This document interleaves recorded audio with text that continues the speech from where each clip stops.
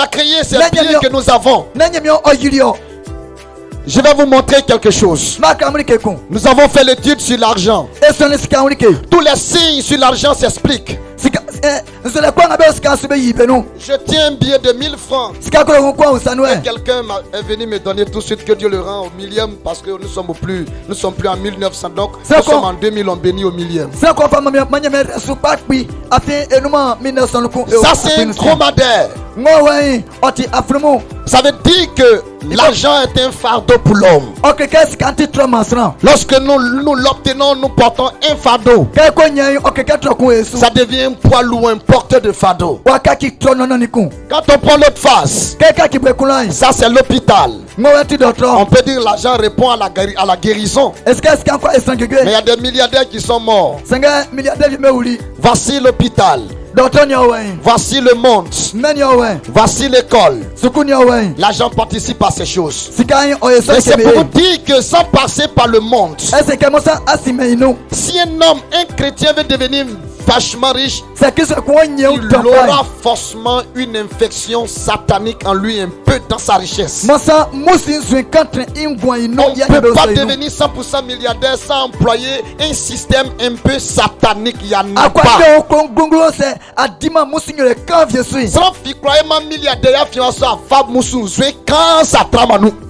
Alléluia. Vous comprenez très bien. Parce que le Dieu qui a fabriqué l'argent s'appelle Azazel. C'est pour lui. Ce n'est pas pour notre Dieu. Pour notre Dieu là, sa valeur ne passe pas. On ne change pas ça. C'est éternel. Mais ce qui vient des hommes périt, ça périt. Ça passe. Pour Dieu là, l'or qui est là, sa valeur passe jamais. Ça peut faire 1000 ans sous le sol, c'est encore utile. Alléluia. Voici l'argent de Dieu, le diamant, l'or, les jappes, les onyx, etc. Les pierres précieuses. Aujourd'hui, nous voulons forcément être riches. Nous allons employer le péché dans notre vie d'abord. En 2006, il y a une équipe américaine composée des Américains et un Ghanéen. Ils sont venus me prendre à Yamoussoukro. Ils sont partis à l'hôtel. Ils m'ont dit, nous avons entendu parler de toi. Nous sommes venus te contacter. Nous sommes rentrés à l'hôtel. Ils avaient une petite mallette, vraiment une très belle mallette. C'était des milliards de dollars, pas nos francs CFA. Ils m'ont fait voir. Ils disent, regarde, nous sommes venus te prendre. Si tu acceptes d'officialiser l'homosexualité, nous allons te payer 28 milliards chaque 6 mois. 28 milliards n'est pas 28 millions. C'est pas tous les présidents du monde qui ont 28 milliards dans leur budget. Voici l'argent. Me voici. Je regarde l'argent. Je lui ai dit, monsieur, c'est pas la peine. Et il m'a fait sortir des photos des grands hommes de Dieu. Des grands hommes de Dieu qui sont dans cette confrérie, que je connais dans ce pays, qui sont à la tête de plusieurs fédérations. Je ne cesse jamais de les dévoiler. Chaque fois je les dévoile, ils m'ont demandé, tu es plus vieux, tu es plus bon que telle personne. Celui-là a accepté, tu es plus bon que telle personne. Que nous là, nous sommes là pour sponsoriser beaucoup d'églises. Nous on te donne les 28 milliards. Tu prends au moins 3 milliards. Tu dis à un garçon, bon, on va faire tes papiers, tu vas rentrer aux États-Unis. Et le reste là-bas, c'est nous qui accomplissons. Nous aussi, nous sommes des chrétiens. Mais sans l'argent, tu ne peux pas faire l'œuvre de Dieu. Je lui ai dit, il est écrit dans Actes chapitre 1, verset 8. Vous recevrez une puissance. Le Saint-Esprit viendra sur vous. Et vous serez mes témoins. Il n'a pas dit vous recevrez des millions. Il n'a pas dit vous recevrez des milliards. Mais dit vous recevrez une une puissance et je l'ai dans ma vie, j'ai cette puissance dans ma vie, ça me permettra de servir. Ce n'est pas ton argent qui me permettra de servir. Le monsieur a levé un flingue dans mon visage. Pistolet. Il a mis, il dit, tu dis quoi? Je dis, moi je peux jamais me soumettre. J'ai fait beaucoup de camps présidentiels. Ils m'ont utilisé comme un politicien afin de prêcher pour qu'on me donne 25 millions. Je leur ai dit, Dieu m'a appris tout cela vivre. Je suis moi-même chef de mon entreprise. Je suis moi-même chef de tous mes projets que j'ai réalisés dans ce pays. C'est pas quelqu'un qui me finance. Parce que je veux dire la vérité que nos grands frères n'ont pas pu dire. Donc gardez votre argent. C'est pourquoi je vous dis chaque fois je suis difficile à vivre. Un homme libre est un homme dangereux. Le monsieur a fermé sa mallette. Il m'a dit, regarde, ton pays là. Nous jouons beaucoup de rôles ici. Ils m'ont monté les projets de polio qu'ils ont envoyés pour combattre. Beaucoup de choses. Dis mon ami. Le premier démon que j'ai vaincu, c'est maman. Je l'ai détruit depuis longtemps. J'avais 10 ans, 15 ans quand j'ai commencé à garder des millions.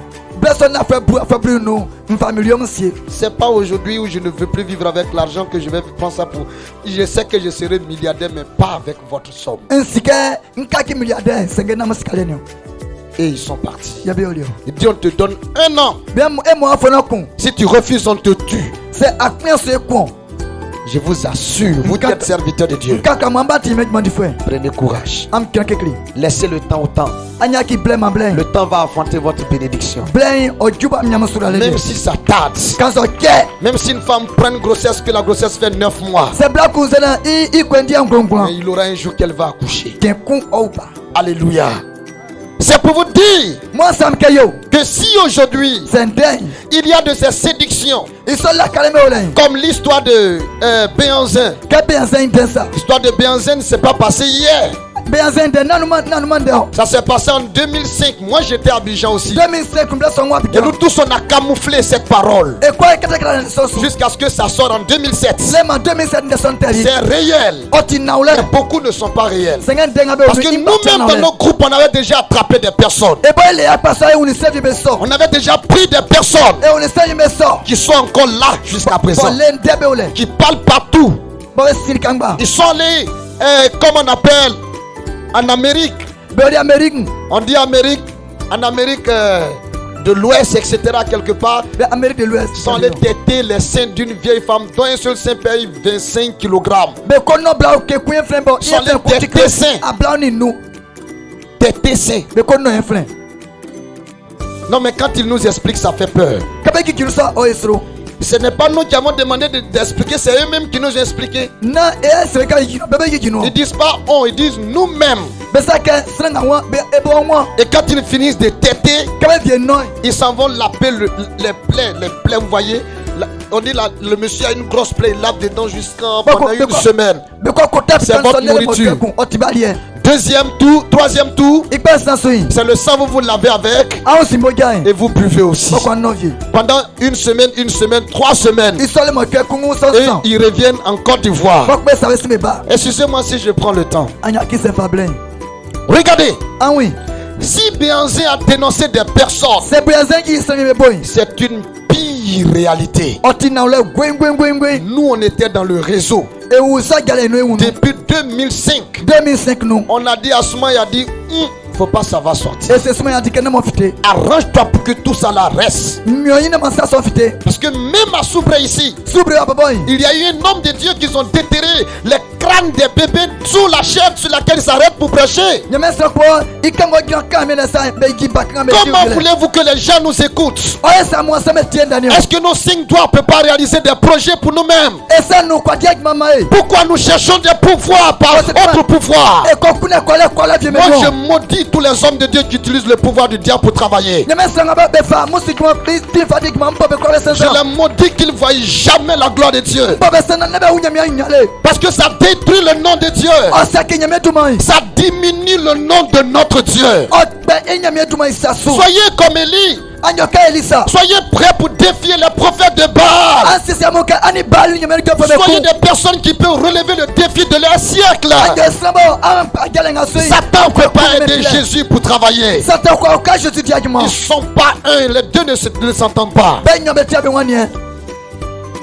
Hier, il y a un pasteur qui est mort à Daloa, d'une église évangélique. C'est vrai? Je vais vous demander, vous qui fondez des ministères, soyez mûrs avant d'aller bâtir des ministères. Un arbre, un fruit qui n'est pas bien mûr, bien formé, qui tombe, ne peut pas pousser, il pourrit. Soyez mûrs avant d'aller implanter. Ils sont implantés leur ministère. Si je dis son nom, vous allez connaître le nom de l'église.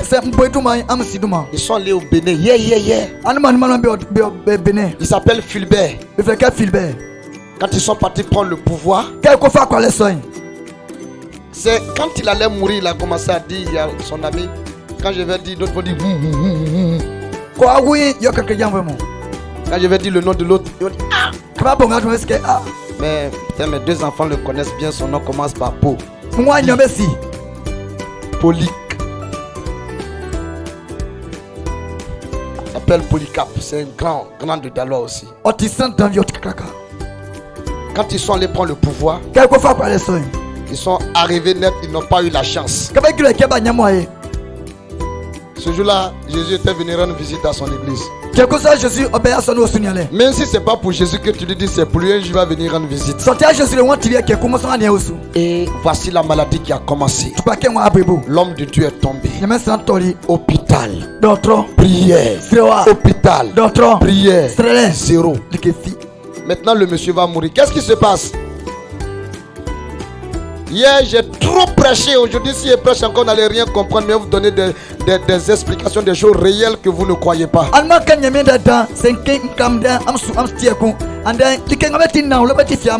un homme mange, il faut le laisser digérer un peu. Le monsieur était malade, il pleurait maintenant. Il dit, les hommes de Dieu, je vais me confesser. Nous sommes quittés au Bénin. Nous sommes allés prendre du sang. Nous sommes allés prendre graisse de python. Et nous devons prendre pour mettre dans notre sauce chaque moment. Là si on dit, les démons doivent tomber. J'ai peur de ceux qui opèrent des miracles qui ne connaissent pas la parole de Dieu. J'ai trop peur d'eux. Si tu veux que ton ministère soit authentique, base-toi sur la parole de Dieu.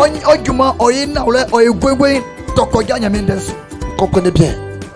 Les miracles doivent maintenant accompagner ta parole. Ce n'est pas ta parole qui accompagne les miracles. Quand tu dis une parole qui est vraie, le Seigneur réalise. Et tu ne dis rien, tu ne t'arrêtes pas. Au nom de Jésus, reçois. Pour finir, ils deviennent tous des païens, des personnes endoctrinées, des personnes qui deviennent plus dures que les païens. Quand tu ouvres la